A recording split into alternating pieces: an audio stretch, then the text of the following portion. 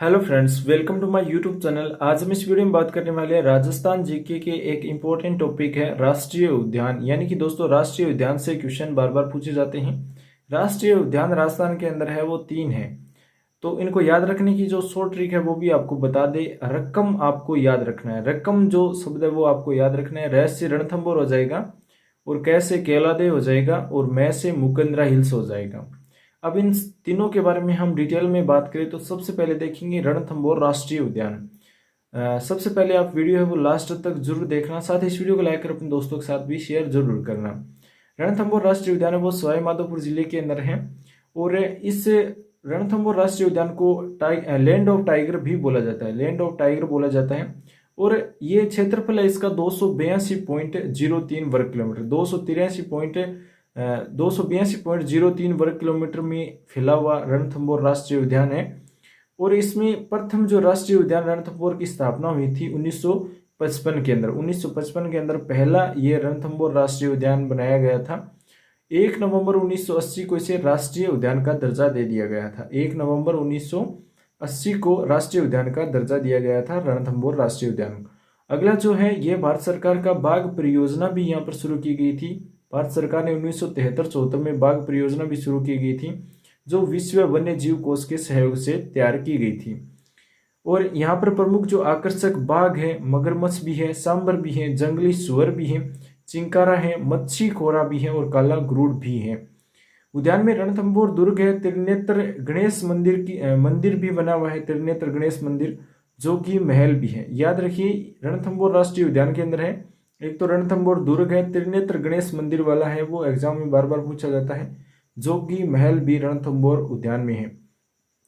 राज्य सरकार ने इसे विश्व धरोहर सूची में शामिल करने के लिए यूनेस्को को है वो प्रस्ताव भी भेजा है कि यूनेस्को की जो धरोहर सूची है उसमें शामिल किया जाए।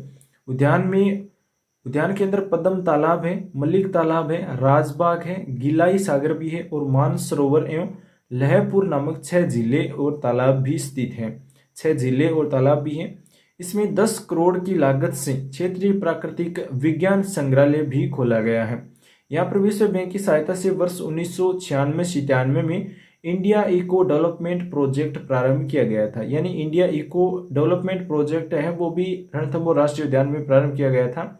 यहाँ पर्यटकों को दबाव को कम करने के लिए टाइगर सफारी पार्क भी बनाया गया, टाइगर सफारी पार्क भी बनाया गया है।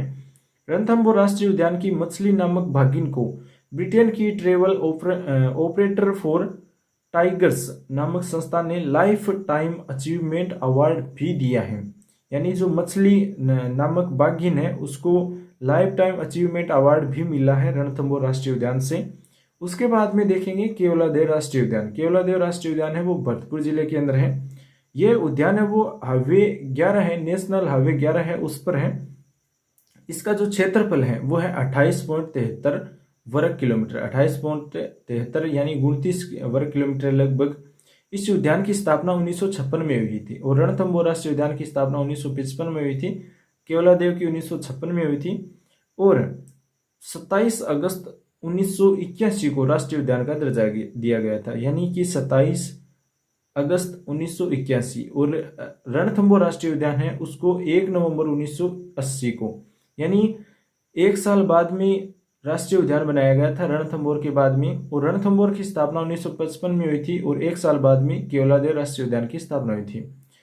वर्ष 2004 में इसे रामसर साइट में भी शामिल किया गया है। यूनेस्को द्वारा 1985 में विश्व धरोहर सूची है उसमें भी शामिल किया गया है। एकमात्र वन्य जीव अभ्यारण्य है जिसको शामिल किया गया है। इसे यूनेस्को की विश्व धरोहर के अंतर्गत प्राकृतिक धरोहर की सूची में स्थान मिला है। ऑस्ट्रेलिया की सहायता से यहाँ पर पक्षी नम भूमि चेतना केंद्र भी स्थापित किया गया है। यहाँ पर लगभग 380 प्रकार के पक्षी मिलते हैं, यानी 380 प्रकार के पक्षी हैं वो केवलादेव राष्ट्रीय उद्यान में मिल जाते हैं। शीतकाल में यहाँ पर साइबेरियन सार्स, गिज, व्हाइट स्टोन बिचस, मेलार्ड, मेडवल सावर्स, टिल्स, पिपिटल्स एवं लेपवीर नामक विदेशी पक्षी साइबेरियन उत्तरी यूरोप से यहाँ पर आते हैं। यहाँ पर मुख्यतः धोक, कदम, बेर, खजूर, बबूल के पेड़ भी पाए जाते हैं।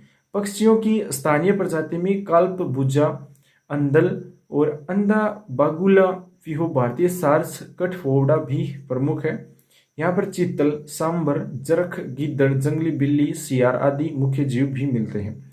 उद्यान में अजान बांध स्थित है। इसके निकट पाइथन प्लांट का पाइथन जो पॉइंट है उस पर अजगर पाइथन देखे जा सकते हैं, अजगर भी देखे जा सकते हैं। केवलादेव राष्ट्रीय उद्यान में अजान बांध से निर्मित जलापूर्ति होती है। अजान बांध बताया गया है जिसके कारण है केवलादेव राष्ट्रीय उद्यान में जलापूर्ति होती है।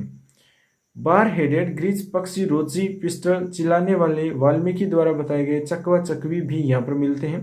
यह राष्ट्रीय उद्यान प्रसिद्ध जो डॉक्टर सलीम अली है उनकी कर्म स्थल भी रहा है। पक्षियों की प्रजातियों पर अपनी पुस्तक स्पीसीज उन्होंने यहाँ पर लिखी थी, डॉक्टर सलीम अली ने। यहाँ doctor Salim Ali interpretation centre को ऑस्ट्रेलियन स्रोस्की की आर्थिक मदद और वर्ल्ड वाइड फंड के निर्देशन में एक केंद्र भी स्थापित किया गया है। केवलादेव राष्ट्रीय उद्यान के अंदर डॉक्टर सलीम अली हैं, वो केवलादेव राष्ट्रीय उद्यान से संबंधित है। ये क्वेश्चन इंपॉर्टेंट है। उसके बाद में आता है लास्ट में मुकंदरा हिल्स दर्रा राष्ट्रीय उद्यान। ये राष्ट्रीय उद्यान है वो 2 जिलों में है, कोटा और चित्तौड़गढ़ दोनों जिलों में है। इस अभियान की स्थापना 1955 में कोटा और चित्तौड़गढ़ जिलों के 199.5 वर्ग किलोमीटर क्षेत्र में की गई थी। यानी राष्ट्रीय उद्यान जो रणथंभौर राष्ट्रीय उद्यान है उसके साथ ही इसको अभियान बनाया गया था 1955 में, और 1955 में रणथंभौर को भी एक अभियान बनाया गया था। हाड़ौती के प्रकृति प्रेमी शासक मुकुंद सिंह के नाम पर दर्रा से बदलकर मुकंदरा हिल्स नाम किया गया था। यानी जो मुकुंद सिंह राजा था उसके द्वारा उसके नाम पर ये जो अभियान है वो बनाया गया था। बाद में इसे मुकंदरा हिल्स नामक दिया गया था।